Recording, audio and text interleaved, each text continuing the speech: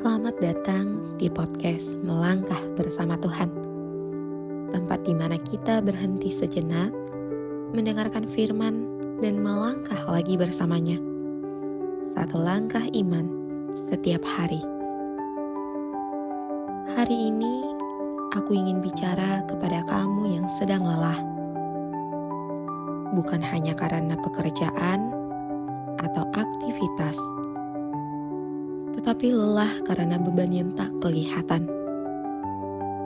Beban pikiran, hati, dan mungkin iman yang mulai redup. Yesus berkata dalam Matius 11 ayat 28, "Marilah kepadaku semua yang letih lesu dan berbeban berat.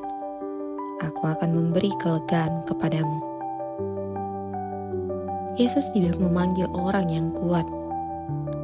Dia memanggil kamu yang saat ini mungkin ingin menyerah. Dan dalam Yesaya 40 ayat 29 tertulis, Dia memberi kekuatan kepada yang lelah dan menambah semangat kepada yang tiada berdaya. Tuhan tahu kamu lemah, tapi Dia tidak pernah menolakmu.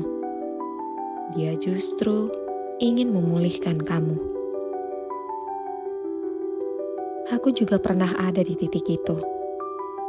Duduk sendirian, badan capek, hati makin terasa berat. Lalu aku hanya bisa bilang, "Tuhan, aku capek." Dan entah bagaimana, aku merasa bahwa Tuhan mendekat. Bukan dengan suara, tetapi dengan kedamaian. Dalam Mazmur 73 ayat 26 tertulis, "Sekalipun dagingku dan hatiku habis lenyap, gunung batuku dan bagianku, tetaplah Allah selama-lamanya." Kita boleh lelah, kita boleh merasa rapuh, tetapi Tuhan tidak pernah lelah menopang kita. Dan di 2 Korintus 4 ayat 16 kita diingatkan, "Sebab itu kami tidak tawar hati, tetapi meskipun manusia lahiriah kami semakin merosot, namun manusia batiniah kami dibaharui dari sehari ke sehari."